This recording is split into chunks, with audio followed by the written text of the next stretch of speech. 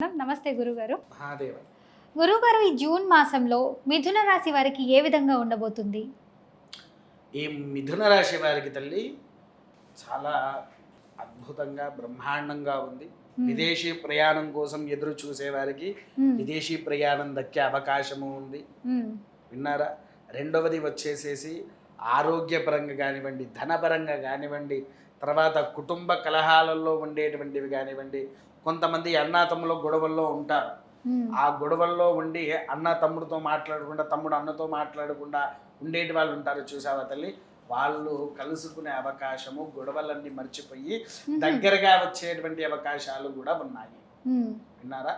తర్వాత రెండోది కూడా ఏంటి అని అంటే, కొన్ని మూసేసినటువంటి కేసుల్లో, అంటే అలా మన ఇంకా నాది కేసు నడవట్లేదు ఇలా అలా అంటారు, చూసారా?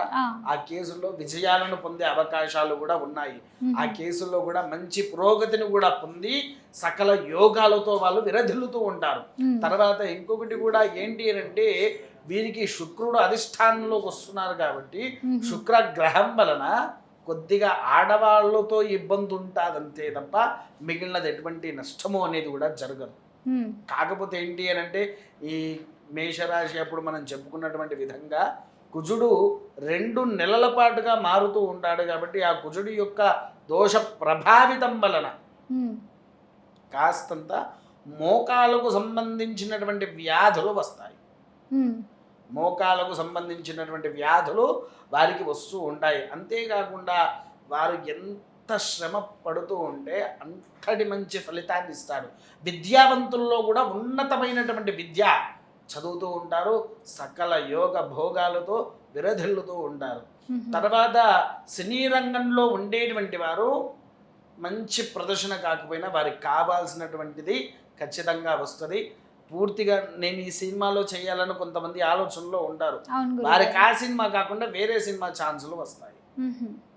మరి రైతులు చిరుధాన్యాలు పండిస్తూ ఉంటారు, చిరు వ్యాపారులు, వీళ్ళకి రైతులకు వచ్చేసేసమ్మా మంచి ఫలితం ఉన్నది. అనుకున్న దానికి 1 రూపాయి లాభాన్ని పొందే అవకాశం ఉన్నది.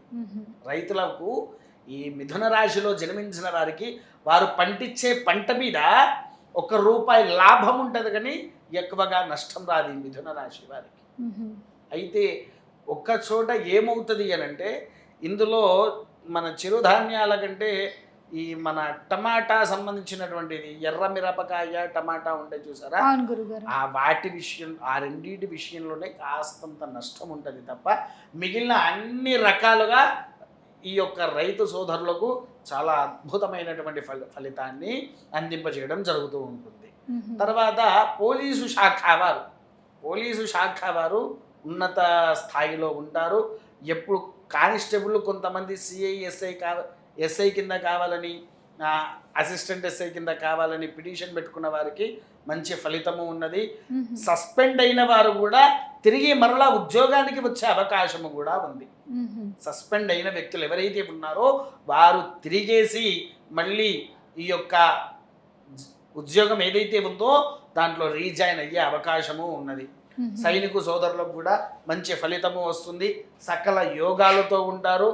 అద్భుతమైనటువంటి ఎప్పటి నుంచో కొంతమంది సైనికుల్లో చేరాలి అని ఎవరైతే ఎదురు చూస్తూ ఉన్నారో కొత్తగా వారు చేరే అవకాశము కూడా ఉంది. క్రీడారంగంలో ఉండేవారు అద్భుత ఫలితాలను అందిస్తారు. కాకపోతే ఏంటి అనంటే వారికి మోకాల వ్యాధులు వస్తాయి. మరి మోకాళ్ళ వ్యాధులు రాకుండా ఉండాలంటే మానసిక ఒత్తిడి కూడా చాలా ఉంది అని అంటున్నారు గురుగారు. చాలా మంది మిథున రాశి వాళ్ళు మన కమెంట్లు కూడా పెడుతున్నారు, వాళ్ళు అడగండి అని చెప్పి. ఇలాంటివి ఏం జరగకుండా ఉండాలంటే ఎలాంటి పరిహారాలు చేసుకుంటే మంచిది అంటారు? ముఖ్యంగా తల్లి వీటికి పరిహారము అని అంటే, ఎక్కువగా నవగ్రహాలలో కుజుడు అనేటువంటి వాడు చాలా ముఖ్యమైనటువంటి వాడు. అవును గురుగారు. నవగ్రహాల్లో కుజుడు రోగకారకుడు. రోగ నివారణ కావాలి అని అంటే కుజుడి యొక్క అనుగ్రహాన్ని పొందాలి. కాబట్టి వీళ్ళు ఏం చేయాలంటే, రోజు ఉదయాన్నే లేచి కాలకృత్యాలు నెరవేర్చుకొని స్నానం అయిపోయిన తర్వాత నవగ్రహాల దగ్గరికి వెళ్ళి 1 ½ లీటర్ పాలు తీసుకోవాలి. పాలు తీసేసుకొని ఏం చేయాలి అని, ఆ పాలు తీసుకున్నాక ఈ యొక్క కుజుడు ఈ పాలల్లో ఎర్ర కుంకుమ వేయాలి. పాలలో ఎర్ర కుంకుమ వేసి బాగా కలపాలి. కలిపిన తర్వాత అది తీసుకుపోయి కుజుడికి అభిషేకము కూడా గావించాలి.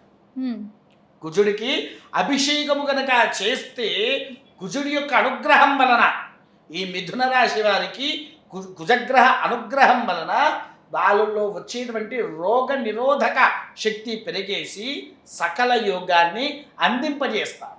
ఉమ్, తరువాత ఇంకోటి కూడా ఏంటి అని అంటే ఇందులో రాజకీయ పరంగా ఉండేవారు ఉన్నారు. అవును గురుగారు. రాజకీయ పరంగా ఉండేవారికి కూడా ఉన్నత శిఖరాన్ని అందుకుంటారు. ఉన్నత శిఖరాన్ని అందుకొని సకల యోగాలతో విరధిల్లుతూ ఉంటారు. ఉమ్, విన్నారా? ఇంకో విషయం కూడా ఏంటంటే అయ్యా మరి వీళ్ళు చేయవలసింది కేవలం కుజగ్రహ యొక్కదేనా ఇంకా వేరేమని ఉన్నదా అంటే ఇంకో పరిహారం తల్లి. రోజు ఉదయాన్నే సూర్య నమస్కారం గావిస్తూ సూర్యాష్టకం కానివ్వండి, ఆదిత్య హృదయ పారాయణం. ఉమ్, ఆదిత్య హృదయ పారాయణం ఒకవేళ చదువు లేని వారు ఉంటారు, ఆదిత్య హృదయము ఏదైనా యూట్యూబ్లోనన్నా అది టైప్ చేసి పెట్టేసుకుంటే అది పారాయణం వస్తూ ఉంటుంది. నీ ముందు ఇలా పుస్తకం పట్టుకొని ఆ వాక్యాలను చదువుతున్నా ఆ సూర్యుడి అనుగ్రహం వలన నీలో ఉండేటువంటి రోగము నివారణ అనేటువంటిది జరుగుతూ ఉంటుంది. ఉమ్, ఒకటి మోకాల నొప్పులకు ముఖ్యంగా వాళ్ళు కుజగ్రహానికి ఎర్రపాలతో అభిషేకం చేసిన తర్వాత ఎర్ర బత్తులు దొరుకుతాయి. ఎర్ర వత్తులు. బత్తులు కూడా ఎర్రవి దొరుకుతాయి. ఉమ్, ఆ ఎర్ర బత్తులతో కుజగ్రహం దగ్గర దీపం వెలిగించి 11 రోజులు 11 ప్రదక్షిణాలు చేయించండి కుజుడు. ఉమ్, చేస్తే ఉన్నత యోగ్యతను పొంది సకల భోగ భాగ్యాలతో విరదిల్లుతూ ఉంటారు. ఉమ్. చాలా చక్కగా చెప్పారు గురుగారు. ధన్యవాదాలు. మహా